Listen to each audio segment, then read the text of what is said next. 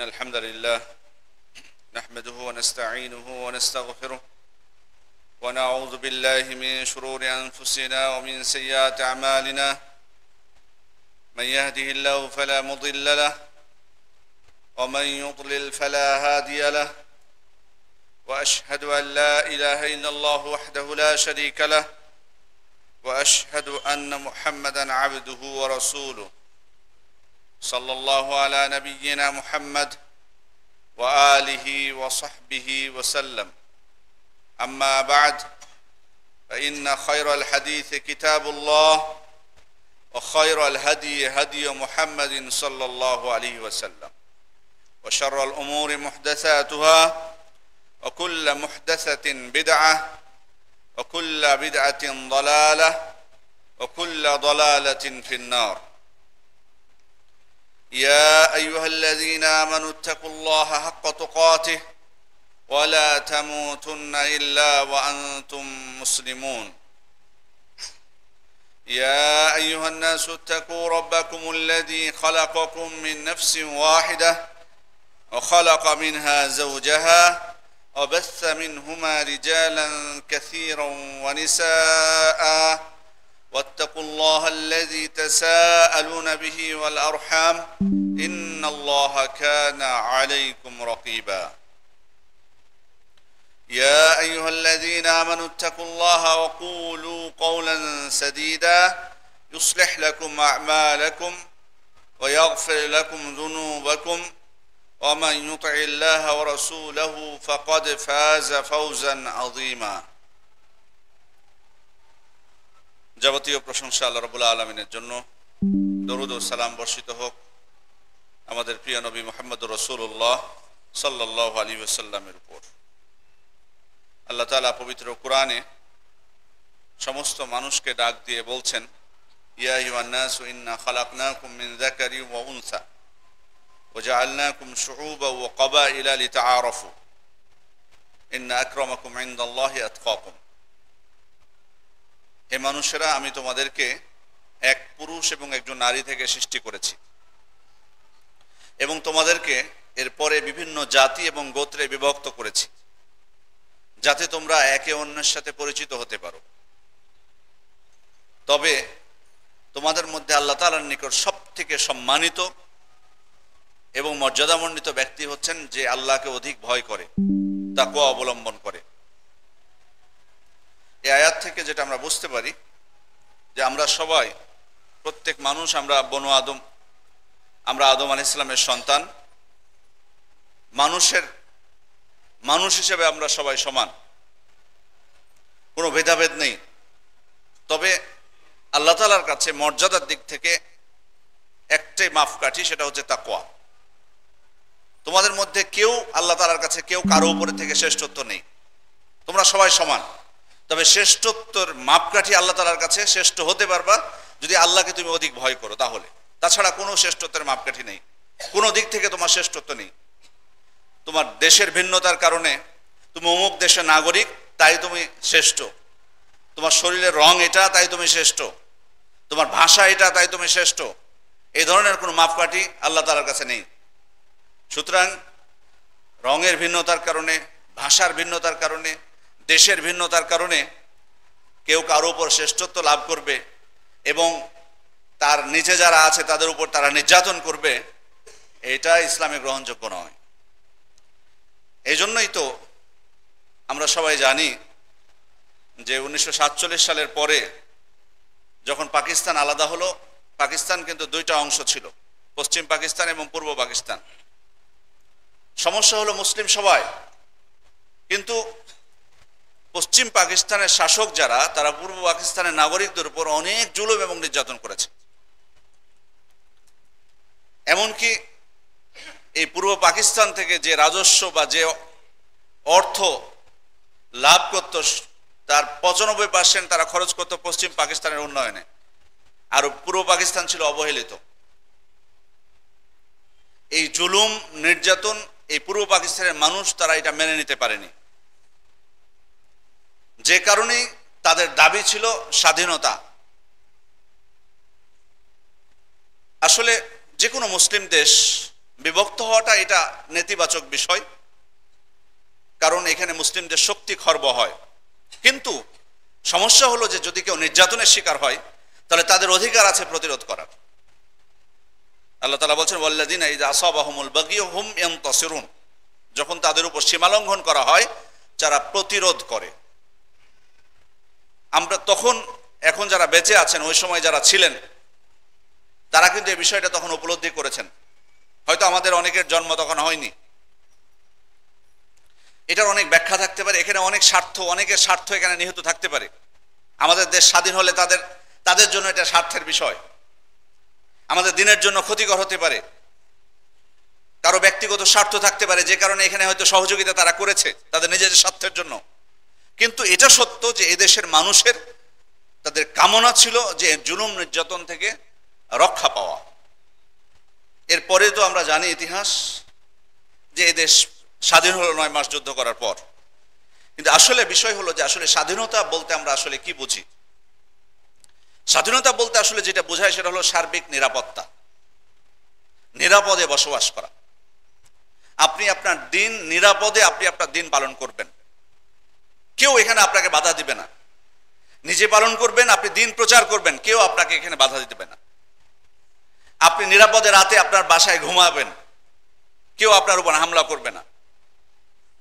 আপনি নিরাপদে এখানে আপনার খাবার গ্রহণ করবেন, সেক্ষেত্রে কেউ আপনার বাধা হবে না, আপনি ঘুমাতে পারবেন। অর্থাৎ সার্বিক নিরাপত্তা, এটার অর্থই স্বাধীনতার কিন্তু মূল দাবিটাই হচ্ছে কিন্তু এটা। এখন কিন্তু এখানেই কিন্তু প্রশ্নটা যে আসলে আমরা স্বাধীনতা লাভ করার পরে স্বাধীনতার সুফল বা স্বাধীনতার যে উপকারিতা সেটা লাভ করেছি কিনা। দেখুন, নিরাপত্তা বিষয়টা কিন্তু অনেক গুরুত্বপূর্ণ একটা জিনিস, অনেক বড় একটা নিয়ামত আল্লাহ তাআলার পক্ষ থেকে। এই জন্য আল্লাহ রাসূল সাল্লাল্লাহু আলাইহি ওয়াসাল্লাম বলছেন মান আসবাহা মিনকুম আমিনান ফি সিরবিহি মুআফান ফি জাসাদি ওয়া ইনদাহু কুতু ইয়াউমি ফাকান্নামা হিজাত লাহু দুনিয়া। যে ব্যক্তি তার পরিবার সহ নিরাপদে সকাল করলো, মানে সে রাত্রে নিরাপদে থাকলো পরিবার সহ, এবং শারীরিকভাবে সে সুস্থ আছে, আর ওই দিনের তার খাবার আছে। পরিবার সহ নিরাপদে সকাল করলো, সুস্থ আছে এবং ওই দিনের খাবার আছে তার কাছে, তাহলে তাকে যেন দুনিয়ার সমস্ত সম্পত্তি, সমস্ত সম্পদ দিয়ে দেওয়া হয়েছে। সুবহানাল্লাহ। তাহলে নিরাপত্তা জিনিসটা কত বড় একটা নিয়ামত। শত্রু থেকে নিরাপদে থাকবেন, শারীরিক আপনার স্বাস্থ্যের নিরাপত্তা, আপনার খাদ্যের নিরাপত্তা। সুবহানাল্লাহ, এটা অত্যন্ত গুরুত্বপূর্ণ একটা বিষয়। এই জন্যই তো সাবা সম্প্রদায়কে আল্লাহ তাআলা তাদেরকে যে এই নিরাপত্তা দান করেছিলেন, এই নিয়ামত, সেটা স্মরণ করিয়ে দিয়ে আল্লাহ তাআলা বলছেন সিরু ফিহা লায়ালিয়া ওয়া আইয়ামান আমিনিন। তোমরা এই জমিনে বা তোমাদের এই যে ভূখণ্ড যেখানে আমি নিরাপত্তা দান করেছি, সেখানে দিনে এবং রাতে যে কোনো সময় তোমরা নিরাপদে এখানে ভ্রমণ করো। অন্য আয়াতে ইউসুফ আলাইহিস সালাম তার পিতা এবং ভাইদেরকে যখন মিশরে প্রবেশ করতে বলেছিলেন, তখন বলেছিলেন ওয়াকালা দুখুলু মিসরা ইনশাআল্লাহু আমিনিন, তোমরা আল্লাহর ইচ্ছায় নিরাপদে মিশরে প্রবেশ করো। এখানে যেটা বোঝাতে চেয়েছেন যে মিশর এটা বসবাসের উপযোগী, এখানে নিরাপত্তা আছে, অতএব আপনি নিরাপত্তার সাথে এখানে বসবাস করতে পারবেন, অতএব আসুন মিশরে আপনি বসবাস করুন। তাহলে এটা আল্লাহ তাআলার পক্ষ থেকে নিরাপদে বসবাস করা, নিরাপত্তা পাওয়া, এটা অত্যন্ত বড় একটা নিয়ামত। তাহলে স্বাধীনতা আমরা পেলাম, স্বাধীনতার যে দাবিগুলো সেগুলো আমরা বুঝলাম। এখন প্রশ্ন হলো যে আপনি স্বাধীনতা যখন লাভ করলেন তখন কি তাহলে সেটাই আমাদের খুশির কারণ হবে, নাকি যে স্বাধীনতা আল্লাহ তাআলা দিয়েছেন সেই স্বাধীনতার দাবিগুলো, সুফলগুলো যাতে আমরা ভোগ করতে পারি এবং এটা যাতে বজায় থাকে সে চেষ্টা আমাদেরকে করতে হবে। সেটাই আমরা দেখব যে ইসলাম আসলে এই ব্যাপারে কোনো দিক নির্দেশনা দিয়েছে কিনা। এই যে নিরাপত্তা, সার্বিক বিষয়ে নিরাপত্তা, সকল দিক থেকে আপনি দিনের নিরাপত্তা, আপনার খাদ্যের নিরাপত্তা, আপনার স্বাস্থ্যের নিরাপত্তা, সব দিক থেকে এই নিরাপত্তা যদি আমরা ধরে রাখতে চাই তাহলে ইসলাম এবারে কি বলে, কি করণীয় আছে, সাধারণ জনগণ হিসেবে আমাদের কি করণীয়, আর রাষ্ট্রের শাসকেরই বা এখানে কি করণীয় আছে, সে বিষয়ে ইনশাআল্লাহ আমরা কথা বলবো। প্রথম বিষয় হলো যে আল্লাহ তাআলার শুকরিয়া আদায় করতে হবে। স্বাধীনতা যখন আপনি লাভ করবেন, নিরাপত্তা আল্লাহর কাছে পাবেন, তখন আল্লাহর প্রথম বিষয় হলো আল্লাহর শুকরিয়া আদায় করতে হবে যে হ্যাঁ আল্লাহ আমাদেরকে নিরাপত্তা দান করেছেন। কারণ শুকরিয়া যদি আদায় না করি তাহলে এই নিয়ামত কিন্তু থাকবে না, চলে যাবে। এজন্যই আল্লাহ তাআলা যখন মুসা আলাইহিস সালামকে ফিরআউন এবং তার যারা দোসর ছিল, তার সম্প্রদায় ছিল, তাদের থেকে মুসা আলাইহিস সালাম এবং বনী ইসরাইলকে যখন রক্ষা করলেন, তখন আল্লাহ তাআলা তাদেরকে স্মরণ করিয়ে দিচ্ছেন, ওয়াইজ তাআযানা রাব্বুকুম লাইন শাকারতুম লাআযীদান্নাকুম। তোমাদের রব স্পষ্ট ঘোষণা করছেন যে তোমরা যদি আল্লাহর শুকরিয়া আদায় করো এখন, তাহলে আমি তোমাদেরকে আরো বাড়িয়ে দিব। যে নিয়ামত তোমাদেরকে দান করেছি নিরাপত্তার, সেটা আরো তোমাদেরকে আমি বাড়িয়ে দিব। ওয়ালা ইন কাফারতুম ইন্না আযাবি লাশাদীদ। আর যদি তোমরা অকৃতজ্ঞ হও তাহলে মনে রেখো আমার শাস্তি কিন্তু অত্যন্ত কঠিন। তাহলে এখানে আল্লাহ তাআলা ইঙ্গিত দিয়েছেন যে এখন তোমাদেরকে আমি নিরাপদ করলাম ফিরআউন থেকে, এখন তোমাদের উচিত হচ্ছে আল্লাহ তাআলার শুকরিয়া আদায় করা। যদি শুকরিয়া আদায় করো তোমাদের এই নিরাপত্তা আমি আরো বাড়িয়ে দেব, আর যদি শুকরিয়া আদায় না করো মনে রাখো আমার শাস্তি কিন্তু অত্যন্ত কঠিন। খেয়াল করে দেখুন যে আল্লাহ তাআলা আমাদেরকে নিয়ামত দান করেছেন, কিন্তু আমরা এই নিয়ামতের শুকরিয়া কতটুকু জ্ঞাপন করতে পেরেছি। কোন কোন আয়াত পড়লে তো মনে হয় আল্লাহ তাআলা মনে হচ্ছে আমাদেরকে লক্ষ্য করেই বলেছেন। এক আয়াত আল্লাহ তাআলা বলছেন ফাইযা মাসাল ইনসানা দুররুন দাআনা। মানুষকে যখন কোনো কষ্ট স্পর্শ করে তখন সে আমাকে ডাকে। সুম্মা ইযা খাওয়ালনাহু নি'মাতাম মিন্না। কিন্তু যখন আমি তাকে কোনো নিয়ামত দিয়ে দিই, তাকে কষ্ট থেকে রেহাই দিই, মুক্ত করি, তখন সে কি বলে, ইন্নামা উতীতুহু আলা ইলম। আমি তো এটা আমার জ্ঞানের কারণে প্রাপ্ত হয়েছি, আমার ক্ষমতার কারণে প্রাপ্ত হয়েছে, আমার যোগ্যতা বলে আমি এটা পেয়েছি। মানে আল্লাহকে সে তখন আর ভুলে যায়। বাল হিয়া ফিতনা, আল্লাহ তাআলা বলছেন এটাই তো পরীক্ষা। ওয়ালাকিন্না আকসারাহুম লা ইয়ালামুন। কিন্তু তাদের অধিকাংশ সেটা জানে না। বাস্তবেই তো আমরা কতটুকু আল্লাহর শুকরিয়া আদায় করতে পেরেছি। আমরা তো শুধু আমাদের যোগ্যতার কথাই বলি, আমাদের এই শক্তি ছিল, এত লক্ষ মারা গেছে, এত কোটি হয়েছে, এটা হয়েছে, ওইটা হয়েছে। কতবার আল্লাহ তাআলার নাম স্মরণ করেছি যে হ্যাঁ আল্লাহ তাআলার রহমতে পেয়েছি। এত সহজ ছিল না। পৃথিবীর বহু দেশ বছরের পর বছর যুদ্ধ করেছে কিন্তু স্বাধীনতা পায়নি। আর আমাদের দেশ দেখুন মাত্র 9 মাসে স্বাধীনতা লাভ করেছে। তাহলে আমার আগে শুকরিয়া আদায় করা দরকার ছিল না সেই রবের, যিনি এই স্বাধীনতা আপনাকে দিয়েছেন। অন্য আয়াতে আল্লাহ তাআলা বলছেন ওয়াজকুরু, স্মরণ করো, ইযা আনতুম কলিল মুস্তাদআফুনা ফিল আরদ। যখন তোমরা সংখ্যায় ছিল অল্প, দুনিয়ায় তোমাদেরকে খুবই দুর্বল গণ্য করা হতো। তাখাফুনা ইয়াতাখাত্তাফাকুমুন নাস, তোমরা ভয় পেতে যে মানুষেরা তোমাদেরকে ধরে নিয়ে চলে যাবে। আল্লাহ তাআলা কি করলেন, ফাআওয়াকুম ওয়া আইয়াদাকুম বিনাসরিহি, তিনি তোমাদেরকে আশ্রয় দিলেন এবং তার সাহায্য দিয়ে তোমাদেরকে শক্তিশালী করলেন। কেন করেছেন, ওয়া রাযাকাকুম মিনাত তাইয়্যিবাত, এবং পবিত্র রিজিক তোমাদেরকে দান করলেন, লাআল্লাকুম তাশকুরুন, যাতে তোমরা তার শুকরিয়া আদায় করতে পারো। তাহলে খেয়াল করুন আমাদের উপর এই আয়াতগুলো, চিন্তা করবেন যে বাস্তবেই তো তিনি আমাদেরকে রক্ষা করেছেন, আমাদেরকে শক্তি দিয়েছেন, আশ্রয় দিয়েছেন। কিন্তু এর পরে যেটা আল্লাহ তাআলা আমাদের কাছে চেয়েছেন যে তাতে আমরা তার শুকরিয়া আদায় করি, সেটা আমরা করতে পেরেছি কিনা। শুকরিয়া আদায় যদি না করতে পারি তার ভয়ঙ্কর পরিণতি দেখুন। আল্লাহ তাআলা বলছেন ওয়াদারাবাল্লাহু মাসালান ক্বরিয়াতান কানাত আমিনাতাম মুতমাইন্না।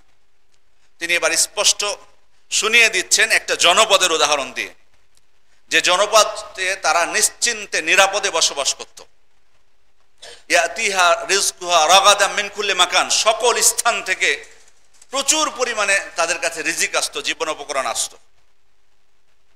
তার মানে তারা ভালো ছিল, খাদ্যের দিক থেকে বলুন, সকল দিক থেকে তাদের নিরাপত্তা ছিল।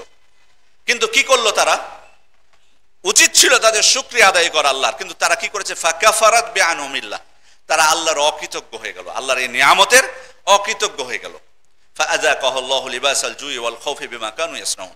এই কারণে আল্লাহ তাদেরকে তাদের কর্মের কারণে শাস্তি স্বরূপ তাদেরকে ক্ষুধা এবং ভয়ভীতির স্বাদ আস্বাদন করালেন।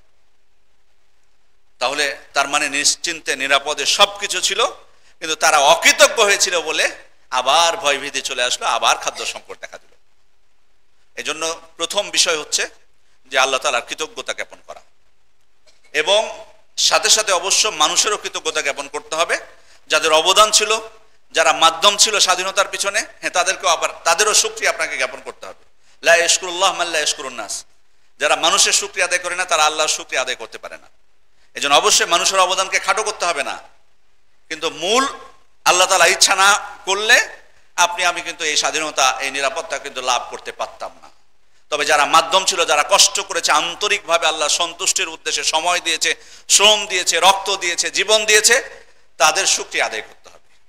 আল্লাহ রাসূল সাল্লাল্লাহু আলাইহি ওয়াসাল্লাম বলছেন, মান সানা ইলাইকুম মা'রুফান ফাকাফিহু, তোমাদের কেউ যদি ভালো, তোমাদের জন্য ভালো কিছু কেউ করে, তাকে তোমরা তার প্রতিদান দেওয়ার চেষ্টা করো। ফাইন লাম তাজিদু মা তুকাফিউনা, যদি প্রতিদান দেওয়ার কিছু না পাও, ফাদউ লাহু, তার জন্য দোয়া করো, তার জন্য দোয়া করো কমপক্ষে। এই জন্য দোয়া করতে হবে তাদের জন্য। তবে এই দোয়া কিন্তু নির্দিষ্ট কোনো দিনে নয়, নির্দিষ্ট কোনো স্থানে নয়, যে কোনো স্থান থেকে যে কোনো সময়ে। আপনি বছরের একটা দিন নির্দিষ্ট করবেন যে এই দিনে আমরা স্বাধীনতা লাভ করেছি, এই দিনে আমরা বিজয় লাভ করেছি, এই দিনে এটা ঘটেছে, ওইটা ঘটেছে। ওই জন্য ঘটা করে একটা দিনকে বা একটা মাসকে আপনি দোয়ার মাস হিসেবে গ্রহণ করবেন, শরীয়ত এটাকে অ্যালাউ করে না। আপনি দোয়ার জন্য কোনো সময়কে, কোনো স্থানকে নির্দিষ্ট করতে পারবেন শরীয়ত যদি সেটাকে অ্যালাউ করে, না নিজের পক্ষ থেকে কোনো মাসকে, কোনো সময়কে আপনি নির্দিষ্ট করতে পারবেন না। বরং এই দোয়া হবে সার্বক্ষণিক, সবসময়, নির্দিষ্ট করে কোনো মাস বা কোনো দিনে নয়। যদি কেউ করে, এটা হলো স্পষ্ট একটা বিদআত। মানে আমিলা আমালান লাইসা আলাইহি আমরুনা ফাহুয়া রাদ্দুন, যে ব্যক্তি এমন কাজ করলো যাতে আমার কোনো নির্দেশ নেই, সেটা পরিত্যাজ্য। এই বিষয়টা কিন্তু আপনাকে খেয়াল রাখতে হবে। সম্মানিত উপস্থিতি, তাহলে প্রথম বিষয় হলো শুকরিয়া আদায় করা আল্লাহ তাআলার, অতঃপর মানুষের শুকরিয়া আদায় করা। দ্বিতীয় বিষয় হচ্ছে আল্লাহ তাআলার কাছে দোয়া করা, আল্লাহ তাআলা যাতে এই স্বাধীনতাটাকে রক্ষা করেন। তিনি নিরাপত্তা দিয়েছেন, এই নিরাপত্তাটা যাতে বজায় থাকে, এই জন্য দোয়া করতে হবে আল্লাহর কাছে। যেন ইব্রাহিম আলাইহিস সালামের প্রথম দোয়া ছিল রব্বিজআল হাযা বালাদান আমিনা, হে আল্লাহ, আপনি এই নগরীকে নিরাপদ নগরীতে পরিণত করুন। ওয়ারযুক আহলাহু মিনাস সামারাত, এবং এর অধিবাসীদেরকে আপনি ফল ফলাদি থেকে রিজিক দান করুন। তাহলে প্রথম দোয়াটাই তিনি করেছেন যে যাতে এই নগরীকে, এই দেশকে আল্লাহ নিরাপদ দেশে পরিণত করেন। তাহলে সে দোয়াটা আমাদেরকে আল্লাহ তাআলার কাছে করতে হবে। আমাদের নবী সাল্লাল্লাহু আলাইহি ওয়াসাল্লামও কিন্তু দোয়া করতেন নিরাপত্তার জন্য। এজন্য যখন নতুন চাঁদ উঠেছে, নতুন চাঁদ উঠার দোয়াটা আমরা কম বেশি মুখস্থ থাকার কথা মুসলিম হিসাবে, আল্লাহুম্মা আহিল্লাহু আলাইনা বিল আমনি ওয়াল ঈমানি ওয়াস সালামাতি ওয়াল ইসলামি রব্বি ওয়া রব্বুকাল্লাহ, হে আল্লাহ, আপনি এই চাঁদকে উদিত করুন আমাদের উপরে বিল আমন, নিরাপত্তার সাথে, ঈমানের সাথে, ইসলামের সাথে, শান্তির সাথে। হে চাঁদ, আমার এবং তোমার রব হচ্ছে আল্লাহ তাআলা। তাহলে যখন নতুন মাসে চাঁদ উঠছে, চাঁদ ওঠার মাধ্যমে কিন্তু মাসের শুরু হয়, আরবি মাস শুরু হয় নতুন চাঁদ ওঠার মাধ্যমে। তাহলে মাসের শুরুতেই যখন চাঁদ উঠছে, আমি আলামত পাচ্ছি যে মাস শুরু হয়েছে, তখন আমি দোয়া করছি, প্রথম দোয়া করছি কিন্তু নিরাপত্তার। প্রথম দোয়াটাই আমার শুরু হচ্ছে নিরাপত্তার কাছে, দোয়া চাচ্ছি, নিরাপত্তা চাচ্ছি আল্লাহ তাআলার কাছে। হে আল্লাহ, আপনি এই চাঁদকে উদিত করুন নিরাপত্তার সাথে, ঈমানের সাথে, ইসলামের সাথে, শান্তির সাথে। তাহলে আল্লাহ রাসূল সাল্লাল্লাহু আলাইহি ওয়াসাল্লাম দোয়া করেছেন নিরাপত্তার জন্য। তিনি দোয়া করতে, আল্লাহুম্মা ইন্নী আসআলুকাল আফিয়া ফি দীনি ওয়া দুনিয়া ওয়া আহলি ওয়া মালি, হে আল্লাহ, আপনি আমার দিন, দুনিয়া, আমার পরিবার পরিজন, সম্পদে আপনি নিরাপত্তা দান করুন। আল্লাহুম্মা উসতুর আওরাতি ওয়া আমিন রাওয়াতি, হে আল্লাহ, আপনি আমার লজ্জাস্থানকে গোপন রাখুন এবং আমার ভয় ভীতিকে নিরাপত্তায় পরিণত করুন, নিরাপদে পরিণত করুন। তাহলে আল্লাহ রাসূল সাল্লাল্লাহু আলাইহি ওয়াসাল্লাম দোয়া করেছেন। আবু বকর রাদিয়াল্লাহু আনহু একদিন মেম্বারে উঠছেন, মেম্বারে ওঠার পর তিনি কাঁদলেন। কাঁদার পর তিনি বললেন যে আল্লাহ রাসূল সাল্লাল্লাহু আলাইহি ওয়াসাল্লাম গত বছর এই সময়ে তিনি মেম্বারে উঠেছিলেন এবং কেঁদেছিলেন, এবং তিনি লোকদেরকে উদ্দেশ্য করে বলেছিলেন, সালুল্লাহাল আফওয়া ওয়াল আফিয়া, তোমরা আল্লাহ তাআলার কাছে ক্ষমা এবং নিরাপত্তা প্রার্থনা করো। ফাইন্না আহাদান লাম ইউতা বাদাল ইয়াকিন খায়রাম মিনাল আফিয়া, কারণ একজন ব্যক্তি ঈমানের পরে নিরাপত্তার থেকে সর্বোত্তম নিয়ামত আল্লাহ তাআলার কাছে লাভ করতে পারেনি। ঈমানটা হচ্ছে সর্ববৃহৎ নিয়ামত। তিনি আমাদেরকে ঈমান আনার, ইসলাম গ্রহণ করার তৌফিক দান করেছেন। এরপরে সর্বোত্তম বড় নিয়ামত কি? সেটা হচ্ছে নিরাপত্তা। এই জন্য আল্লাহ রাসূল সাল্লাল্লাহু আলাইহি ওয়াসাল্লাম নিজে নিরাপত্তার জন্য আল্লাহর কাছে দোয়া চেয়েছেন, মানুষকে তিনি নিরাপত্তার জন্য দোয়া করতে বলেছেন। তৃতীয় বিষয় হচ্ছে খাঁটি ঈমান। খাঁটি ঈমান, শিরক মুক্ত ঈমান, এটাও নিরাপদ বা নিরাপত্তা যাতে বজায় থাকে সেটার অন্যতম মাধ্যম। আল্লাহ তাআলা বলছেন, আল্লাযীনা আমানু ওয়া লাম ইয়ালবিসু ঈমানাহুম বিযুলমিন উলাইকা লাহুমুল আমনু ওয়া হুম মুহতাদুন, যারা ঈমান এনেছে এবং তাদের ঈমানকে জুলুম দ্বারা মিশ্রিত করেনি, শিরক দ্বারা মিশ্রিত করেনি, তাদের জন্য রয়েছে নিরাপত্তা। তাহলে এখানে আল্লাহ তাআলা কিন্তু বলে দিয়েছেন যে নিরাপদে থাকবে কে, নিরাপত্তা আমি কাদেরকে দান করব? তাদেরকে যারা ঈমান এনেছে এবং ঈমানকে শিরক দ্বারা মিশ্রিত করেনি। তাহলে শুধু ঈমান আনলে কিন্তু হবে না। আমি আপনি সবাই তো বলি আমাদের বাংলাদেশের মুসলিম 90% বলেন আর 85% বলেন আর যত পার্সেন্টই বলুন না কেন, সবাই তো বলে যে হ্যাঁ আমি ঈমান এনেছি, কিন্তু ঈমান আনলে কি আল্লাহ আপনাকে নিরাপত্তা দিয়ে দিবে, স্বাধীনতা দিয়ে দিবে? না, ঈমানকে শিরক থেকে মুক্ত রাখতে হবে তবেই। এই জন্য আপনার ব্যক্তিগত নিরাপত্তার জন্য আপনার ব্যক্তি জীবনের শিরককে দূর করতে হবে। আপনার রাষ্ট্রীয় জীবনে যদি আপনি নিরাপত্তা চান, যত শিরক আছে, যত শিরকের আড্ডাখানা আছে সবকে ধ্বংস করতে হবে, নাহলে জীবনে আপনি নিরাপত্তা আসবে না, যতই আপনি চেষ্টা করুন না কেন। প্রতি মানুষের জন্য একজন করে যদি পুলিশ নিয়োগ দেওয়া হয় তবুও নিরাপত্তা আসবে না। কারণ এটা আল্লাহর প্রতিশ্রুতি যে আগে ঈমান আনতে হবে তোমাদেরকে, আর ঈমানকে শিরক দ্বারা মিশ্রিত করা যাবে না, তবেই আমি তোমাদেরকে নিরাপত্তা দান করবো দুনিয়া এবং আখিরাতে। এই জিনিসটা মনে রাখতে হবে। শিরক যতদিন আপনি দূর না করতে পারবেন আপনার জীবন থেকে, যাবতীয় শিরক যতক্ষণ দূর না করতে পারবেন ততক্ষণ আল্লাহর পক্ষ থেকে নিরাপত্তা পাবেন না, এই স্বাধীনতার সুফল আপনি ভোগ করতে পারবেন না। চতুর্থ বিষয় হলো সৎ আমল। আল্লাহ তাআলা বলছেন ওয়াদ আল্লাহুল্লাযিনা আমানু মিনকুম ওয়া আমিলুস সালিহাতি লা ইস্তাখলিফান্নাহুম ফিল আরদি কামা ইস্তাখলাফাল্লাযিনা মিন ক্বাবলিহিম। আল্লাহ তোমাদের মধ্যে যারা ঈমান এনেছে এবং সৎ আমল করেছে তাদেরকে প্রতিশ্রুতি দিয়েছেন। কিসের প্রতিশ্রুতি? খেলাফতের, প্রতিনিধিত্বের প্রতিশ্রুতি দিচ্ছেন, যে তাদেরকে জমিনে তিনি খেলাফত দান করবেন, প্রতিনিধিত্ব দান করবেন। ওয়ালা ইউমাক্কিনানা লাহুম দীনাহুমুল্লাযী ইরতাদা লাহুম, এবং তাদের জন্য দিনকে প্রতিষ্ঠিত করবেন যে দিন তিনি তাদের জন্য পছন্দ করেছেন। ওয়ালা ইউবাদদিলান্নাহুম মিন বা'দি খাউফিহিম আমনা, এবং তাদেরকে ভয় ভীতির পরিবর্তে নিরাপত্তা দান করবেন। তাহলে খেয়াল করুন, আল্লাহ তাআলা প্রতিশ্রুতি কিন্তু দিয়েছেন, তিনি আমাদেরকে খেলাফত দান করবেন, তিনি আমাদেরকে নিরাপত্তা দান করবেন, কিন্তু শর্ত কি? ঈমান যারা এনেছে এবং সৎ আমল করেছে। আমল থাকতে হবে। ইয়াবুদুনানি লা ইউশরিকুনা বিশাইয়্যান, তারা আমার ইবাদত করবে কিন্তু আমার সাথে শিরক করবে না। এই শর্তগুলো যদি আপনি পূরণ করতে পারি তবেই তো আপনি ইসলামী খেলাফত পাবেন। আর যদি শর্ত পূরণ ছাড়াই ক্ষমতা পান, বুঝতে হবে যে এটা ইসলামী খেলাফত না, এটা অন্য কিছু, এটা মনে রাখতে হবে। এই জন্য শর্ত পূর্ণ করতে হবে। শর্ত পূর্ণ করলে আল্লাহ তাআলা আপনাকে দিবেন, প্রতিনিধিত্ব দান করবেন। আল্লাহ তাআলা আমাদের জন্য দিনকে প্রতিষ্ঠিত করবেন, আমাদেরকে তিনি ভয়ভীতির পরিবর্তে নিরাপত্তা দান করবেন। ফালিয়াবুদ রাব্বা হাযাল বাইত আল্লাযী আত'আমাহুম মিন জু'ইন ওয়া আমানাহুম মিন খাউফ। সুতরাং তারা যেন এই রবের, এই ঘরের প্রতিপালকের, এই ঘরের রবের ইবাদত করে, যিনি তাদেরকে ক্ষুধার সময় খাবার দিয়েছেন এবং ভয়ভীতির সময় তাদেরকে নিরাপদে রেখেছেন, নিরাপত্তা দান করেছেন। তাহলে শর্ত কি? ইবাদত। এখানে আমলকে কিন্তু শর্তারোপ করা হয়েছে। আল্লাযীনা ইন মাক্কান্নাহুম ফিল আরদি আকামুস সালাতা ওয়া আতাউয যাকাতা ওয়া আমারু বিল মা'রুফ ওয়া নাহাউ আনিল মুনকার।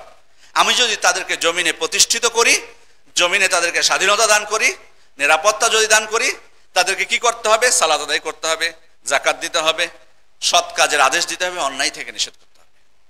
এই শর্ত পূর্ণ করতে হবে আমাদেরকে। সালাত কিভাবে, সালাত মানুষকে নিরাপত্তা দিবে, ইবাদত কিভাবে নিরাপত্তা দিবে?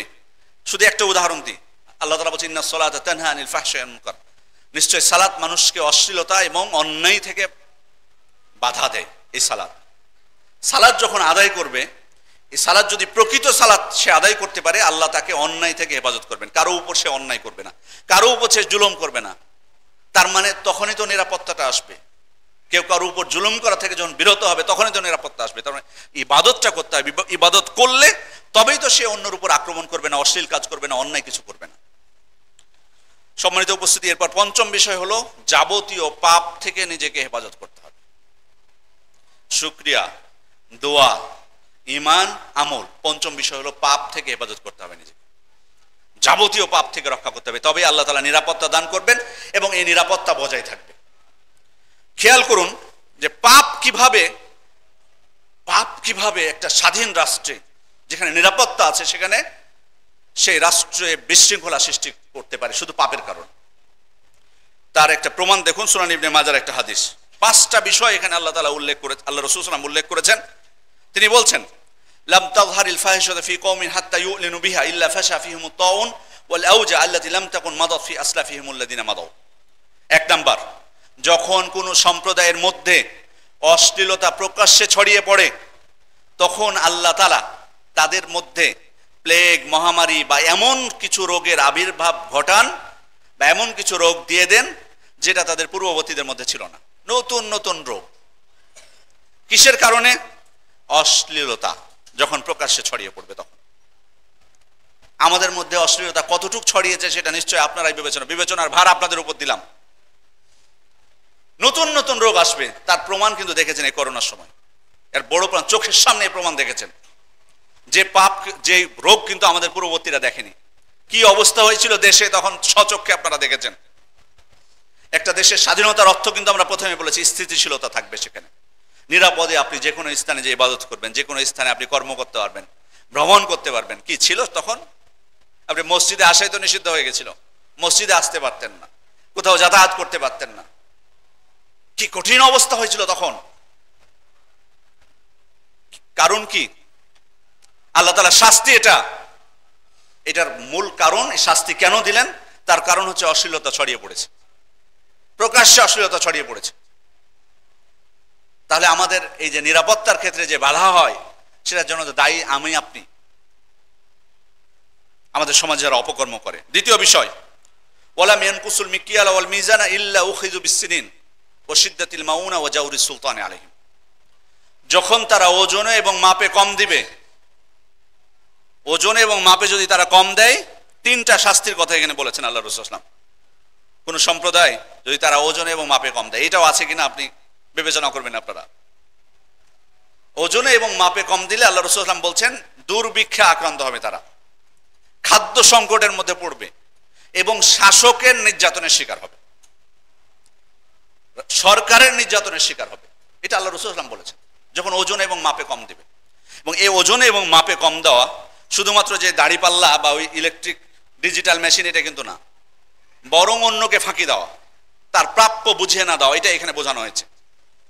পরিপূর্ণভাবে আপনি মানুষকে তার প্রাপ্য বুঝিয়ে দিবেন না, ঠকাবেন। আর এটা কি পরিমাণ এখন আমরা মানুষকে ঠকাচ্ছি, ওজনে কম দিচ্ছি, এটা তো বুঝতেই পারছেন। তাহলে আমাদের কর্মের ফল কিন্তু ভোগ করতে হবে। হ্যাঁ, আপনি যদি দুর্ভিক্ষ সৃষ্টি হয়, আল্লাহ আমাদেরকে হেফাজত করুন, খাদ্য সংকটে পড়ি, তাহলে তো আমরা দোষারোপ করবো অন্যকে। হ্যাঁ, যদি তাদের দোষ থাকে তারা তাদের শাস্তি বহন করবে। আপনি যদি শাসকের নির্যাতনের শিকার হন, আপনি দায়ী করবেন হ্যাঁ শাসক খারাপ, হ্যাঁ অবশ্যই সে খারাপ, তার পরিণতি তাকে ভোগ করতে হবে। শাসক যদি জনগণের উপর নির্যাতন করে, শাসককে অবশ্যই তার পরিণতি দুনিয়াতেও ভোগ করতে হবে, আখিরাতেও ভোগ করতে হবে। এটা তো সে ভোগ করবে। কিন্তু আমাকে আপনাকে চিন্তা করতে হবে যে আমি নির্যাতনের শিকার হলাম, কিন্তু কি আমার কোনো অপরাধ আছে কিনা, আমার কোনো ভুল আছে কিনা। আল্লাহ রাসূল সাল্লাল্লাহু আলাইহি ওয়াসাল্লাম তো বলেই দিয়েছেন, যখনই তোমরা ওজন এবং মাপে কম দিবা, তখন এই খাদ্য সংকটের মধ্যে পড়বা, দুর্ভিক্ষের মধ্যে পড়বা, শাসকের নির্যাতনের শিকার হবে। আমার আপনার সংশোধনটা জরুরি। আগে নিজে আগে সংশোধন হই, তাহলে তো আমি যখন নিজে সংশোধন হব, তখন তো আমি সমাজ সংশোধন কামনা করতে পারবো, তখন তো আমি রাষ্ট্র সংস্কারটা কামনা করতে পারবো। সম্মানিত উপস্থিতি, এরপরে আল্লাহ রাসূল সাল্লাল্লাহু আলাইহি ওয়াসাল্লাম বলছেন ওয়ালাম ইয়ামনু যাকাত আমওয়ালিহিম ইল্লা মুনিউল কতরা মিনাস সামা। যখন তারা যাকাত দেওয়া থেকে বিরত থাকবে, তখন আল্লাহ তাআলা বৃষ্টি বন্ধ করে দিবেন। ওয়ালাউলাল বাহাইম লাম ইউমতারু। চতুষ্পদ জন্তু না থাকলে আল্লাহ তাআলা বৃষ্টি দিতেন না, একবার টোটালি বন্ধ করে দিতেন। তার মানে আল্লাহ মাঝে মধ্যে দিবেন, কিন্তু চতুষ্পদ জন্তুর জন্য। কিন্তু আমি আপনি যদি যাকাত দেওয়া বন্ধ করি, আল্লাহ বৃষ্টিও বন্ধ করে দিবেন। আর বৃষ্টি বন্ধ হওয়াটা কত মারাত্মক, হয়তো আমরা এর মধ্যে পড়িনি বলে বুঝতে পারছি না। এখনো কিন্তু আমাদের দেশের উত্তরাঞ্চলে কিন্তু বৃষ্টির সংকট। এইদিকে হচ্ছে বৃষ্টি অনেক জায়গায়, কিন্তু ওদিকে বৃষ্টি নেই। 2-3 বছর থেকে ভালো পরিমাণ বৃষ্টি নেই, মাঝে মধ্যে হয়। ওটা দেখে আমি চিন্তা করি যে আল্লাহ রাসূল সাল্লাল্লাহু আলাইহি ওয়াসাল্লাম ঠিকই বলেছেন, হয়তো ওইটা ওই চতুষ্পদ জন্তুর জন্য হচ্ছে, তাদের জন্য আল্লাহ তাআলা রহম করে তাদেরকে দিচ্ছেন। কি একটা বিশৃঙ্খলা হতে পারে খাদ্য সংকটের মধ্যে পড়লে, দুর্ভিক্ষ আক্রান্ত হলে। সেখানে নিরাপত্তা থাকবে কোনো দিক থেকে? এমনিতে তো চুরি ডাকাতি কত কিছু বেড়ে গেছে, তখন তো আরো নিরাপত্তাহীনতায় ভুগবো। কিন্তু এর কর্মফল কেন? পাপ, আল্লাহ তাআলার হক আদায় না করা। তারপরে আল্লাহ রাসূল সাল্লাল্লাহু আলাইহি ওয়াসাল্লাম বলছেন, চতুর্থ নম্বর, ওয়ালাম ইয়ানকুদু আহাদাল্লাহি ওয়া আহদা রাসূলিহি ইল্লা সাল্লাল্লাহু আলাইহিম আদুওয়ান মিন গায়রিহিম ফাআখাযু মা ফি আইদিহিম। যখন তারা আল্লাহ এবং তার রাসূলের অঙ্গীকার ভঙ্গ করবে, তখন বিজাতীয় শত্রুরা তাদের উপর ক্ষমতাবান হবে এবং তাদের সম্পদগুলোকে তারা কুক্ষিগত করবে। আল্লাহ এবং তার রাসূলের অঙ্গীকার ভঙ্গ করা। আমরা কিন্তু আল্লাহ তাআলার কাছে জন্মের আগে কিন্তু অঙ্গীকার করেছি। আদম আলাইহিস সালামকে সৃষ্টির পরেই কিন্তু আল্লাহ তাআলা অঙ্গীকার নিয়েছেন আমাদের সবার কাছ থেকে, আলাস্তু বিরাব্বিকুম, আমি কি তোমাদের রব নই? আমরা কিছু স্বীকৃতি কিন্তু দিয়েছি, হ্যাঁ আপনি আমাদের রব, মানে আপনি যেহেতু আমাদের রব, আপনি আমাদের মাবুদ, আপনার আদেশ নিষেধ সবকিছু আমরা মানবো, এই প্রতিশ্রুতি কিন্তু দিয়ে রেখেছি। আবার ইমান যখন গ্রহণ করেছি, তখনও ইসলাম গ্রহণ করেছি, তখনও প্রতিশ্রুতি দিয়েছি প্রতি মুহূর্তে আল্লাহ এবং তার রাসূলকে প্রতিশ্রুতি দিচ্ছি, কিন্তু এই প্রতিশ্রুতি কতটুকু রক্ষা করতে পারছে? এই প্রতিশ্রুতি যদি রক্ষা করতে না পারি, আল্লাহ শাস্তিটা কত বড় দেখুন। বাইরের শত্রুরা আমাদের উপর ক্ষমতাবান হবে এবং আমাদের সম্পদকে কুক্ষিগত করবে। আমাদের দেশের যে রাষ্ট্রের সম্পদ বলুন বা যাবতীয় বিষয় বলুন এবং আধিপত্য বলুন, এটা যে বহির্রাষ্ট্র বা বহির্শত্রুরা যে এর বড় একটা অংশ যে দখল করেছে, এটা এখন একটা শিশুও বোঝে। আমাদের দেশের আধিপত্য এবং ক্ষমতা বাইরের শত্রুরা যে দখল করেছে, একটা ছোট বাচ্চাও এখন বোঝে এটা। কিন্তু এর কারণটা কি? কারণটা তো আমরাই প্রতিনিয়ত আল্লাহ এবং তার রাসূলের সাথে যে অঙ্গীকার আমরা করেছি সেটা আমরা ভঙ্গ করছি। শেষ আল্লাহ রাসূল সাল্লাল্লাহু আলাইহি ওয়াসাল্লাম বলছেন পঞ্চম নাম্বার যেটা, ওমা লাম তাহকুম আইম্মাতুহুম বিকিতাবিল্লাহি ওয়া ইয়াতাখায়্যারু মিম্মা আনজালাল্লাহ ইল্লা জাআলাল্লাহু বা'সাহুম বাইনাহুম। যখন তাদের শাসকরা আল্লাহর কিতাব অনুযায়ী ফায়সালা করবে না এবং আল্লাহ তাআলা যা নাজিল করেছেন সেটাকে তারা গ্রহণ করবে না, তখন আল্লাহ তাআলা তাদের মধ্যে বিভক্তি সৃষ্টি করে দিবেন। এটাও কিন্তু একটা বড় শাস্তি। এটা কিন্তু কম বড় শাস্তি না বিভক্তি জিনিসটা। এটা কিন্তু আপনারা কিন্তু সবাই কিন্তু বুঝতে পারছেন বিভক্তি জিনিসটা কত খারাপ, কত দিক থেকে আমরা বিভক্ত। আজকে দেখুন পরিবারের মধ্যে বিভক্তি, পিতা পুত্রের মধ্যে মিল নেই, ভাইয়ে ভাইয়ে মিল নেই, প্রতিবেশীর সাথে মিল নেই, আত্মীয় স্বজনদের সাথে বিভক্তি, মসজিদের মুসল্লিদের মধ্যে বিভক্তি, আর গ্রামে তারপরে রাজনৈতিক বিভক্তি আমাদের দেশে সেটা তো আছে, ধর্মীয় দিক থেকে বিভক্তি এটা তো আছে, শুধু বিভক্তি আর বিভক্তি। আজকে ছোট্ট একটা সমিতি দেখতে যান, ধরুন এই এলাকার রিক্সাওয়ালা যারা, তাদের কিন্তু দেখবেন যে, বা মাছ যারা ব্যবসায়ী তাদের কিন্তু একটা সমিতি আছে সবার, কিন্তু সমিতি মানে কি তারা ঐক্যবদ্ধ? দেখবেন ওখানে ফাটল, তাদের মধ্যে 2-3টা গ্রুপ। আমাদের ধর্মীয় প্রতিষ্ঠানগুলোতেও তো সমস্যা, সভাপতির একটা গ্রুপ থাকে, সেক্রেটারির একটা গ্রুপ থাকে, সহসভাপতির একটা গ্রুপ থাকবে, গ্রুপিং। ধর্মীয় প্রতিষ্ঠানগুলোতেও সমস্যা, এবং এটা কিন্তু একটা বড় শাস্তি। আপনি তো স্বস্তি পাবেন না কি? আমরা গ্রুপিং করে দলাদলি করে বিভক্ত হয়ে আমরা কি শান্তি পাই? আমরা ঝগড়াঝাটি করে শান্তি পাই? তার মানে এটা আল্লাহর পক্ষ থেকে বড় শাস্তি। আল্লাহ রাসূল সাল্লাল্লাহু আলাইহি ওয়াসাল্লাম কিন্তু দোয়া চেয়েছিলেন আল্লাহ তাআলার কাছে, হে আল্লাহ, 3টা দোয়া চেয়েছিলেন, তার মধ্যে একটা দোয়া ছিল আল্লাহ এই উম্মতের মধ্যে আপনি বিভক্তি দিবেন না। আল্লাহ তাআলা তার দোয়া কবুল করেননি। তার মানে এটা একটা শাস্তি আমাদের জন্য। কিন্তু কারণটা কি? কারণ আমাদের শাসক আল্লাহর বিধান অনুযায়ী ফয়সালা করেন, দেশ পরিচালনা করে না। এই জন্য এই অপরাধের শাস্তি সবার উপর আসবে। এই জন্যই কিন্তু বলছি আমার আপনার সবার সংস্কার দরকার, সংশোধন দরকার। আপনি যদি নিজের জীবনে কোরআন সুন্নাহকে বাস্তবায়ন করতে পারি, তবেই তো আমি সমাজের অন্য মানুষের কাছ থেকে আশা করতে পারবো, তবেই তো আমি রাষ্ট্রের শাসক ভালো হবে, কোরআন সুন্নাহ অনুযায়ী দেশ চালাবেন সেটুকু আশা করতে পারবো। আপনি ভালো না, আবার আশা করবো কি করে অন্যের কাছ থেকে? আমরা আসলে অন্য মানুষের কাছ থেকে সংশোধন চাই, অন্য মানুষের কাছ থেকে চাই যে ও হক বুঝিয়ে দেখ, ও ভালো হোক, কিন্তু নিজে সংশোধন হতে চায় না। এটা সমস্যা। মানে আমারটা আমি আদায় করে নিব, অপরাধ অন্যায় যেভাবে হোক, আর একজনের ভালো হওয়ার আশা করব। এটা সম্ভব না, হবে না। শুরুটা, সংশোধনটা, সংস্কারটা আপনাকে দিয়ে শুরু করতে হবে, না হলে লাভ নেই, কোনো লাভ নেই। ক্ষমতার পালা বদল হবে শুধু, কিন্তু আপনি শান্তি পাবেন না, নিরাপত্তা পাবেন না। নির্যাতন কি দেখেছেন? বহু আরো নির্যাতন দেখবেন যদি মানুষের হক মানুষকে আপনি না বুঝিয়ে দেন, মানুষের প্রাপ্য তাকে না বুঝিয়ে দেন, মানুষকে আপনি ঠকানো থেকে বিরত না হন। কিসের নির্যাতন দেখেছেন, জুলুম কি দেখেছেন, আরো বেশি দেখবেন। এই জন্য আসুন নিজেদের জীবনে আমরা নিজেরা সংশোধন হই। তার মানে এখানে ফলাফল যেটা দাঁড়ালো সেটা হলো যে যাবতীয় পাপ থেকে নিজেদেরকে রক্ষা করা। আগে বলেছি দোয়া করা, আমল করা, শুকরিয়া আদায় করা। তার মানে কিন্তু ইসলামকে পরিপূর্ণভাবে নিজেদের জীবনে বাস্তবায়ন করা, এটাই কিন্তু ফলাফল। যখন ইসলামকে নিজেদের জীবনে পরিপূর্ণভাবে বাস্তবায়ন করতে পারবো, তখন আল্লাহ তাআলা কিন্তু নিরাপত্তা দান করবেন। আল্লাহ রাসূল সাল্লাল্লাহু আলাইহি ওয়াসাল্লাম প্রতিশ্রুতি দিয়েছেন। খাব্বাব রাদিয়াল্লাহু আনহু বলছেন, শাকাউনা ইলা রাসূলিল্লাহি সাল্লাল্লাহু আলাইহি ওয়াসাল্লাম ও হুয়া মুতাওয়াসসিদুন বুরদাতাল্লাহু ফি যিল্লিল কাবা। আমরা আল্লাহ রাসূল সাল্লাল্লাহু আলাইহি ওয়াসাল্লামের কাছে যে একটু অভিযোগ করলাম, তিনি তখন কাবার চত্বরে কাবার ছায়ায় তিনি তার চাদরকে বালিশ বানিয়ে রেস্ট নিচ্ছিলেন, বিশ্রাম নিচ্ছিলেন। ওই সময় আমরা আল্লাহ রাসূল সাল্লাল্লাহু আলাইহি ওয়াসাল্লামের কাছে গেলাম, কারণ ওই সময় আমরা জানি মক্কার কুরাইশরা, মুশরিকরা মুসলিমদের উপর তারা নির্যাতন করছে, নির্যাতনের মাত্রা ছড়িয়ে গেছে, এত নির্যাতন করছে।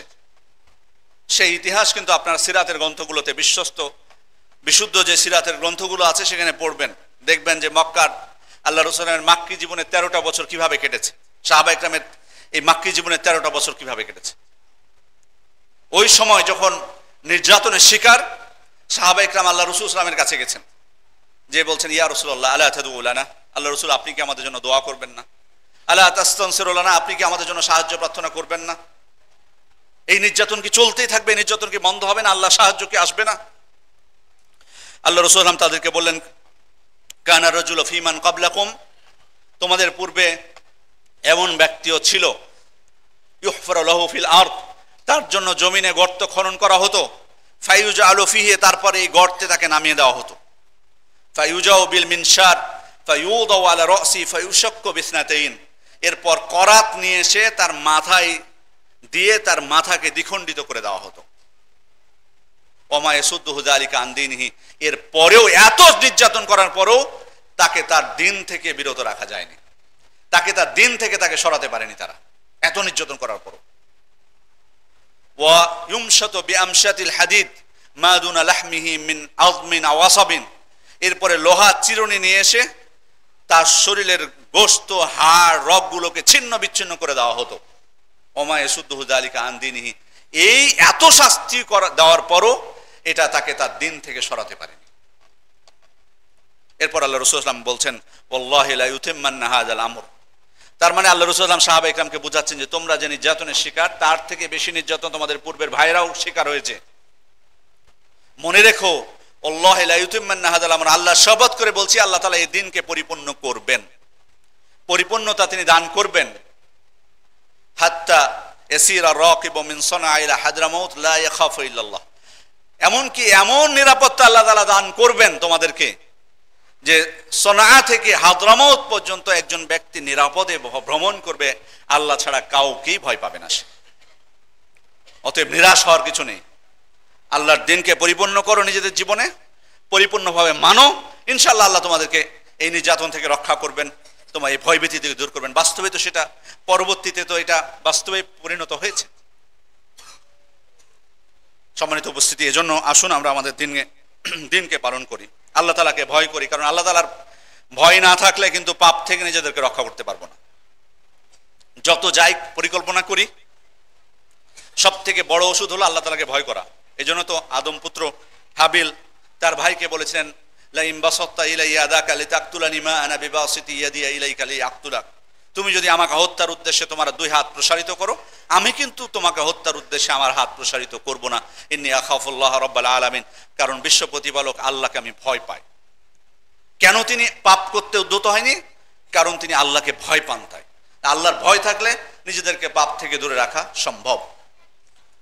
সম্মানিত উপস্থিতি, এর মধ্যে আরেকটা বিষয়, ব্যক্তিগত যে দোয়ার কথা বলেছি, যে দোয়াগুলোর পাশাপাশি আল্লাহ রাসূল সাল্লাল্লাহু আলাইহি ওয়াসাল্লাম আমাদেরকে এমন কিছু জিকির শিখিয়ে দিয়েছেন, যে জিকিরগুলো আমাদের জীবনে যদি আমরা পাঠ করি, যেমন সকাল সন্ধ্যার মধ্যে এমন কিছু জিকির আছে, এরপর রাত্রে যখন ঘুমাবেন আয়াতুল কুরসি পাঠ করবেন, সারা রাত আপনি নিরাপদে থাকবেন, শয়তান আপনার নিকটবর্তী হতে পারবে না।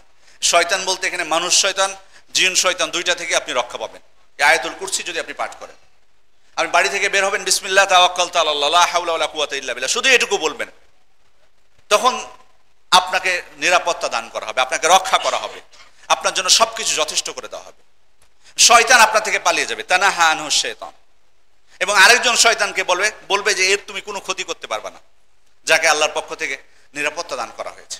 ছোট্ট ছোট্ট জিকিরগুলো, বাড়িতে প্রবেশ করবেন বিসমিল্লাহ বলে, খাবার খাবেন বিসমিল্লাহ বলে, তখন শয়তান বলে দেয় অন্য শয়তানদেরকে যে তোমাদের আর এ বাড়িতে থাকার ব্যবস্থা হলো না, তোমাদের রাত্রের খাবার আর ব্যবস্থা হলো না।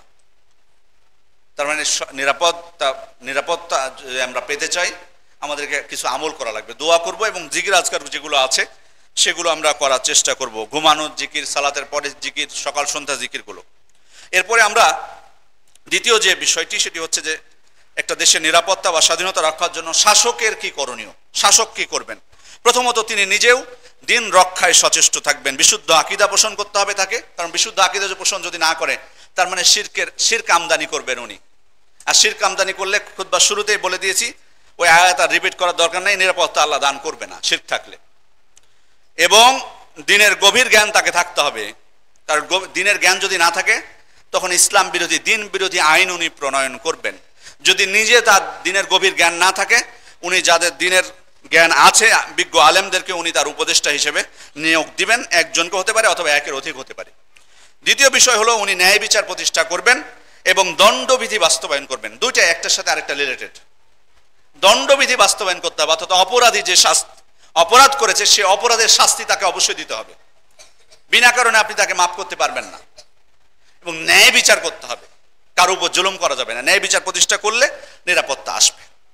কেন ওই জাহিলি সমাজে, যে সমাজে কোনো প্রকার নিরাপত্তা সেখানে ছিল না, সামান্য একটা ঠুনকো কারণে একজন আরেকজনের সাথে যুদ্ধে লিপ্ত হতো এবং ওই যুদ্ধ চলতো বছরের পর বছর। সেই জাহিলি সমাজে, এই বিশৃঙ্খল সমাজে শান্তি আসলো কি করে? এমনিতে কি শান্তি চলে এসছে?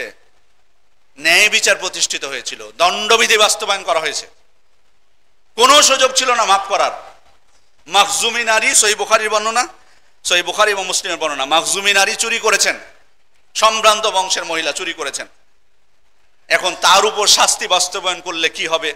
সাহাবা একরাম খুব চিন্তিত হয়ে গেলেন, একে যদি এর হাত কাটা যায় তাহলে তার মান সম্মানের বিষয়, কি করা যায়? কিন্তু আমরা তো আল্লাহ রাসূল সাল্লাল্লাহু আলাইহি ওয়াসাল্লামকে বলতে পারবো না, এই ক্ষমতা নাই যে আল্লাহ রাসূল তার শাস্তিটা আপনি মওকুফ করে দেন, উনি তো মানবেন না, শুনবে না। তারা বললেন যে একজনের কথা হয়তো শুনতে পারে, উসামা বিন যায়েদ, হিব্ব রাসূলিল্লাহ সাল্লাল্লাহু আলাইহি ওয়াসাল্লাম, আল্লাহ রাসূলের খুব প্রিয় ছিলেন, তিনি হয়তো যদি রিকোয়েস্ট করেন আল্লাহ রাসূলকে, হয়তো আল্লাহ রাসূল তার রিকোয়েস্টটা রাখতে পারে। কারো সাহস নাই আল্লাহ রাসূলকে বলার যে তার মহিলার শাস্তিটা মওকুফ করা হোক।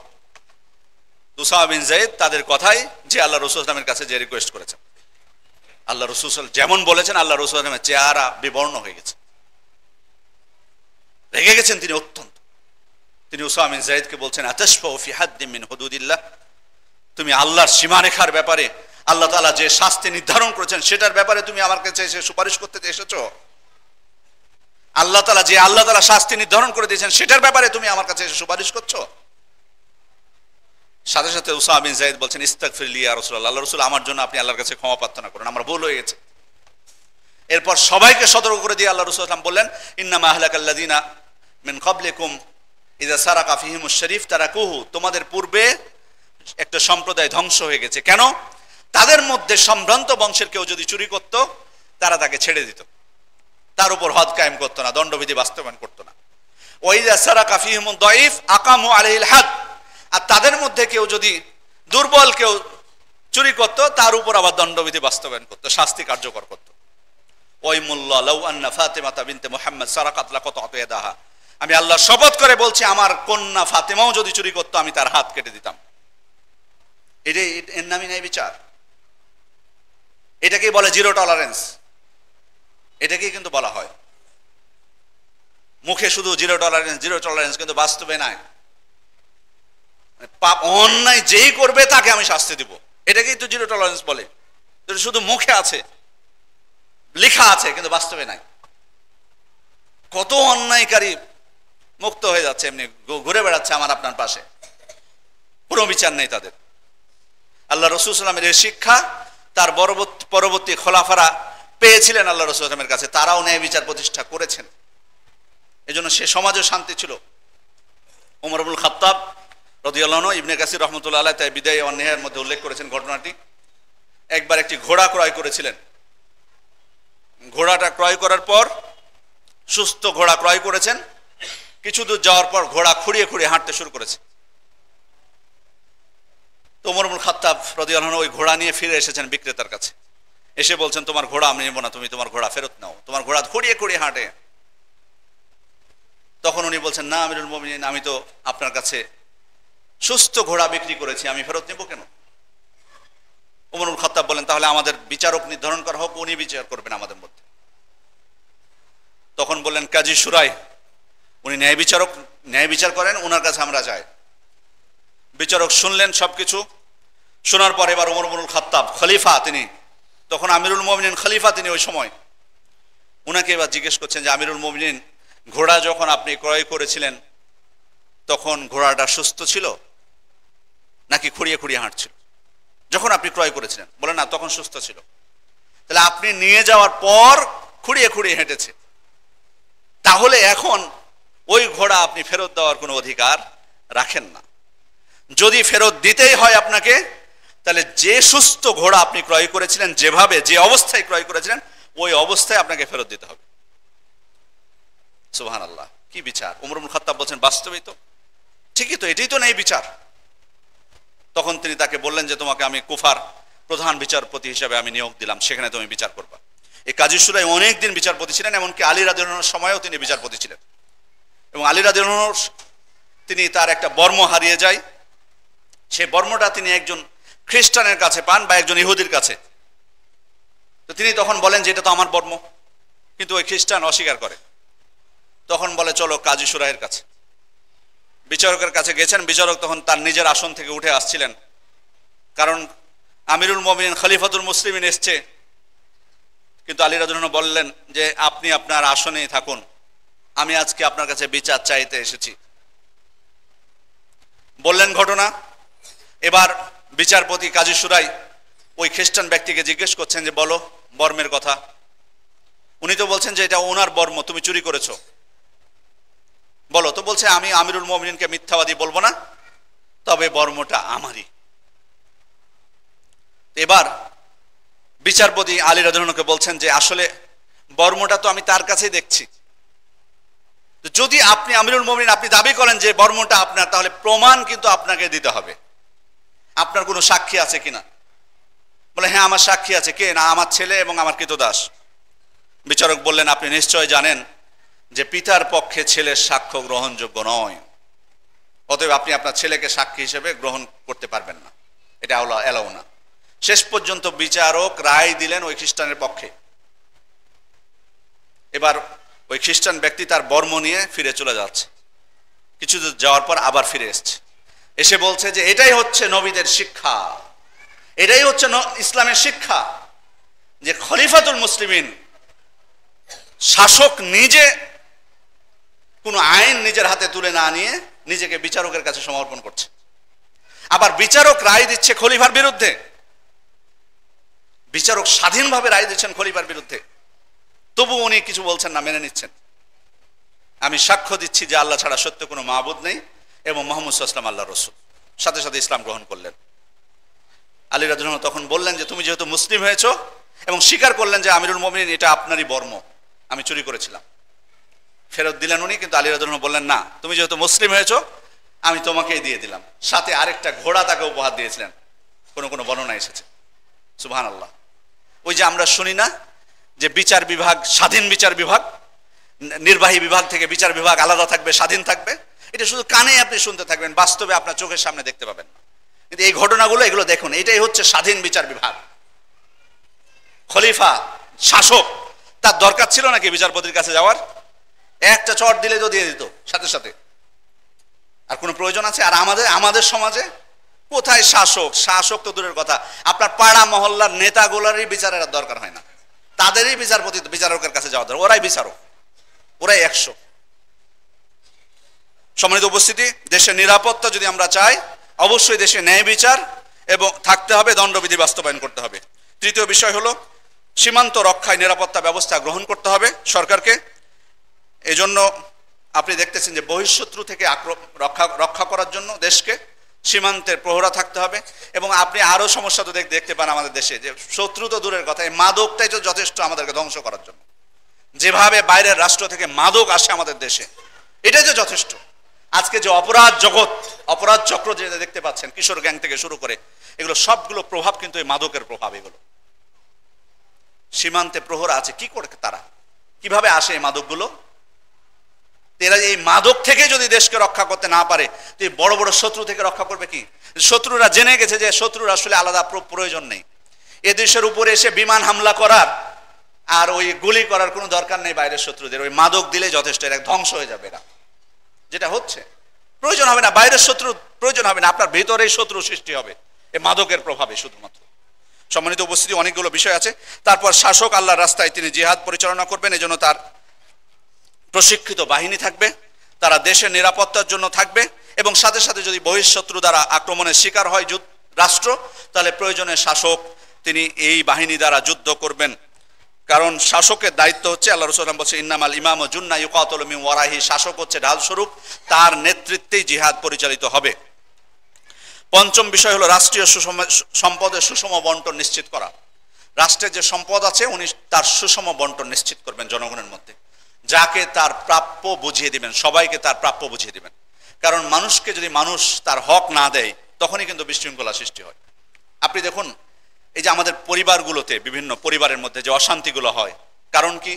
দেখবেন যে তাদের কাউকে হক বুঝিয়ে না দেওয়া। বাবা মারা গেছে, তার মেয়েদেরকে হক বুঝিয়ে দেওয়া হচ্ছে না, বাবা মারা গেছে, তার সন্তানদেরকে হক বুঝিয়ে দেওয়া হচ্ছে না, তখনই কিন্তু বিভক্তি সৃষ্টি হয়, দ্বন্দ্ব সৃষ্টি হয়, মারামারিতে রূপ নেয়। এটা যেমন পরিবারের মধ্যে, সমাজের মধ্যেও, আর রাষ্ট্রীয় পর্যায়েও। রাষ্ট্রের শাসক যখন জনগণকে তাদের প্রাপ্য অধিকার বুঝিয়ে না দিবে, তখনই বিশৃঙ্খলা সৃষ্টি হবে। কারণ মানুষ যখন তার প্রাপ্য অধিকার পাবে না, তখন কিন্তু সে শান্ত থাকতে পারবে না, তখনই বিশৃঙ্খলা সৃষ্টি হবে। সম্মানিত উপস্থিতি, আল্লাহ রাসূল সাল্লাল্লাহু আলাইহি ওয়াসাল্লাম এই ক্ষেত্রে অনেক উদাহরণ আছে, আয়াত আছে। এরপর হচ্ছে যোগ্য, দক্ষ ও আমানতদার ব্যক্তিদেরকে রাষ্ট্রের গুরুত্বপূর্ণ পদে অধিষ্ঠিত করতে হবে। কারণ আমানতদার ব্যক্তিদেরকে রাষ্ট্রের দায়িত্ব না দিলে কি অবস্থা হবে তা বুঝতে পারছেন। কোনো নিরাপত্তা থাকবে না, আইন শৃঙ্খলা বলেন আর যা কিছুর বলেন। যেন অবশ্যই যাকে দায়িত্ব দেওয়া হবে তিনি হবেন আল কওয়ি আল আমিন, শক্তিশালী উনি হবেন, উনি আমানতদার হবেন। জনগণের প্রতি সহনশীল এবং নম্র হবেন শাসক। জনগণের প্রতি সহনশীল এবং নম্র হতে হবে শাসককে। কারণ হচ্ছে আল্লাহ রাসূল সাল্লাল্লাহু আলাইহি ওয়াসাল্লাম কিন্তু দোয়া করেই গেছেন। তিনি দোয়া করেছেন, খেয়াল করুন, আল্লাহুম্মা মান ওয়ালিয়া মিন আমরি উম্মতি শাইয়ান ফাশাক্কা আলাইহিম ফাশকুক আলাইহি। হে আল্লাহ, যারা আমার উম্মতের কর্তৃত্বভার গ্রহণ করে, মানে ক্ষমতা লাভ করে, এরপর তাদের সাথে রূঢ় খারাপ আচরণ করে, হে আল্লাহ তুমি তাদের সাথে খারাপ আচরণ করো। হে আল্লাহ, আমার উম্মতের যারা দায়িত্বভার গ্রহণ করে তাদের সাথে নম্র আচরণ করে, হে আল্লাহ তুমি তার সাথে নম্র আচরণ করো। আল্লাহ রাসূল সাল্লাল্লাহু আলাইহি ওয়াসাল্লাম দোয়া করে গেছেন শাসকদের জন্য। যে শাসকরা রূঢ় আচরণ করবে জনগণের সাথে, আল্লাহ রাসূল সাল্লাল্লাহু আলাইহি ওয়াসাল্লাম দোয়া করে গেছেন আল্লাহ তাদের সাথে যেন রূঢ় খারাপ আচরণ করেন, কঠিন আচরণ করেন। আর যারা মানুষের সাথে নম্র আচরণ করবে, আল্লাহ রাসূল সাল্লাল্লাহু আলাইহি ওয়াসাল্লাম দোয়া করে গেছেন তাদের জন্য, আল্লাহ যেন তাদের সাথেও নম্র আচরণ করেন। সুবহানাল্লাহ। এরপর রাষ্ট্রের শাসক রাষ্ট্রের গুরুত্বপূর্ণ বিষয় দুই তিনি নিজে পর্যবেক্ষণ করবেন। তিনি পর্যবেক্ষণ করবেন। হ্যাঁ, দায়িত্ব তিনি একাই সামলাতে পারবেন না, দায়িত্বশীল নিয়োগ করবেন, কিন্তু তিনি ঘুমিয়ে থাকলে হবে না, তাকে পর্যবেক্ষণ করতে হবে, তত্ত্বাবধান করতে হবে। আল্লাহ রাসূল সাল্লাল্লাহু আলাইহি ওয়াসাল্লাম কিন্তু তার দায়িত্বশীল ছিল, কিন্তু নিজেও কিন্তু মাঠে ময়দানে নেমেছেন, অপরাধীদেরকে দেখেছেন কে কি কোনো অপরাধ করছে, খাবারের মধ্যে হাত ঢুকিয়ে দিয়েছেন, খাবারের স্তূপের মধ্যে ভেজা পেয়েছেন, জিজ্ঞেস করেছেন এটা কি, মা হাযা ইয়া সাহিবাত তাআম, এই খাবার বিক্রেতা এটা কি, ভিতরে ভেজা খাবার কেন? তোমরা আসাবাতহু সামা ইয়া রাসূলুল্লাহ, আল্লাহ রাসূল বৃষ্টির পানিতে ভিজে গেছে। আফালা জাআলতুহু ফাওকা তাআম কাইয়ারাহুন নাস, বৃষ্টির পানিতে ভিজে গেছে এটা হতে পারে, কিন্তু তুমি ওই ভেজা পণ্যটা উপরে কেন রাখলে না, ভিতরে কেন লুকিয়ে রেখেছো? মান গাশশা ফালাইসা মিন্নি। আর এটা তো আমাদের দেশে অহরহ, আলু বিক্রেতা বলেন আর পটল বিক্রেতা বলেন আর সবজি থেকে শুরু করে যা পণ্য আছে সবাই দেখবেন উপরে ভালোটা সাজিয়ে রাখে, সব জায়গায় দেখতে পাবেন ভালোটা উপরে, ভালোটা আর নিচে খারাপ। যখন আপনি চাইবেন তখন দেখেন দেখেন দেখেন দেখে নেন আপনি, আর যখন দিবে আপনাকে ধরেন একবারে নিচ সহ দিবে, দেখবেন পোকার অভাব নেই সেখানে। আল্লাহ রাসূল সাল্লাল্লাহু আলাইহি ওয়াসাল্লাম বলে গেছেন স্পষ্ট তাদের ক্ষেত্রে, মান গাশশা ফালাইসা মিন্নি, যে ধোঁকা দিল সে আমার দলভুক্ত নয়। যাই হোক, যে কথা বলছিলাম যে আমাদের প্রত্যেকের একটা দেশের নিরাপত্তা স্বাধীনতা রক্ষা করার জন্য সবার দায়িত্বশীল হতে হবে, সবাইকে। এটা শুধু রাষ্ট্রের শাসকের দায়িত্ব নয়, তার যেমন দায়িত্ব আছে আমাদের সাধারণ জনগণ হিসেবে আমাদের অনেক দায়িত্ব আছে। সেই দায়িত্বগুলো আমি কিছুটা আপনাদেরকে বিবরণ দেওয়ার চেষ্টা করেছি। আল্লাহ তাআলার কাছে দোয়া করি যেন তিনি আমাদের দেশে নিরাপত্তা দান করেন, তিনি আমাদেরকে স্বাধীনতার যে নিয়ামত দান করেছেন এই স্বাধীনতাতে তিনি যাতে রক্ষা করেন, এবং আমরা যাতে স্বাধীনতা রক্ষা করার জন্য যে আমলগুলো করা দরকার সেই আমলগুলো আমাদের জীবনে করতে পারি। আল্লাহুম্মা আমিন। আকুলু কওলি হাযা ওয়া আস্তাগফিরুল্লাহ লি ওয়া লাকুম ওয়া লিজামিল মুসলিমিনা মিন কুল্লি যামবিন ফাস্তাগফিরুহু ওয়া তুবু ইলাইহি ইন্নাহু হুয়াত তাওয়াবুর রহিম।